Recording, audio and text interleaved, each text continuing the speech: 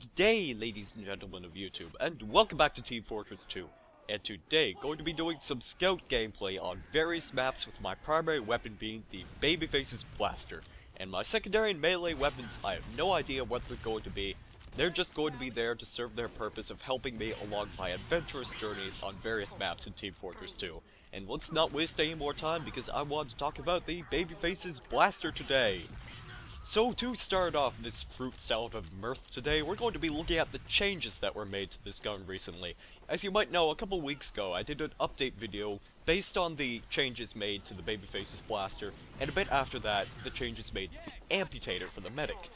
So the changes made to the Blaster were these. You do the same amount of damage as the regular scattergun.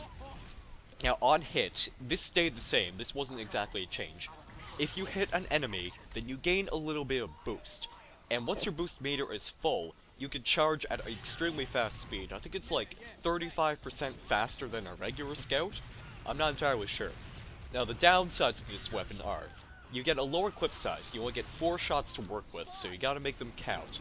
You move 10% slower when you start off, and every time you double jump, you lose a bit of boost. Now, these downsides, after using this gun for a while, I've begun to think that these are kinda negligible. So, let's start off with something like the clip size. So you only get 4 shots, you gotta make them count. But then again, we've got the same damage as the regular scattergun. If you're any experienced with that, then you can use the Babyface's Blaster, because the Blaster is essentially just a single-barreled shotgun, with only 4 shots. Once you hit an enemy, you're pretty much going to almost have boost filled entirely. It doesn't take very long. And every time you double jump, if you do so much as double jump, it does not reset completely the boost. It only lowers it just a bit. And regaining that boost, it's just as easy as ever. So essentially, you're just going to be a scout that's going to be on full hype the entire time. This lower clip size and slower speed when you start off, and the kinda discouraging ability to double jump, these just, honestly, they're pretty negligible if you ask me. So as you can imagine, this gun is pretty powerful compared to what it was previously. In fact, I'd say it's a direct upgrade to the scattergun. And that's the key issue of the Blaster. It is a direct upgrade.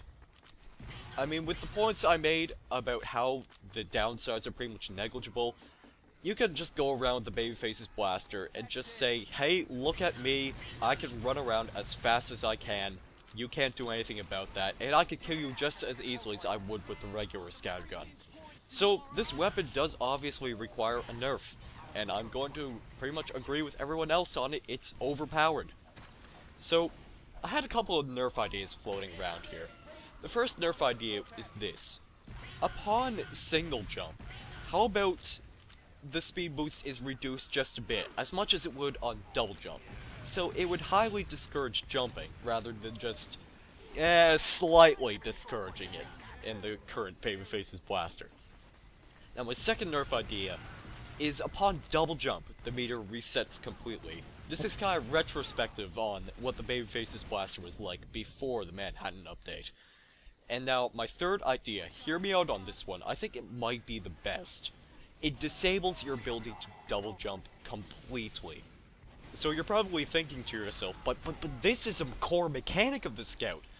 And that's exactly it.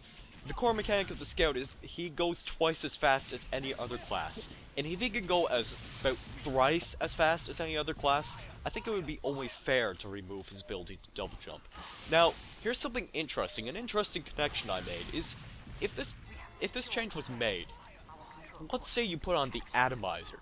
This would allow you to double jump, but at the cost of some health. So you'd still be able to double jump, but it would be a bit of a risky maneuver.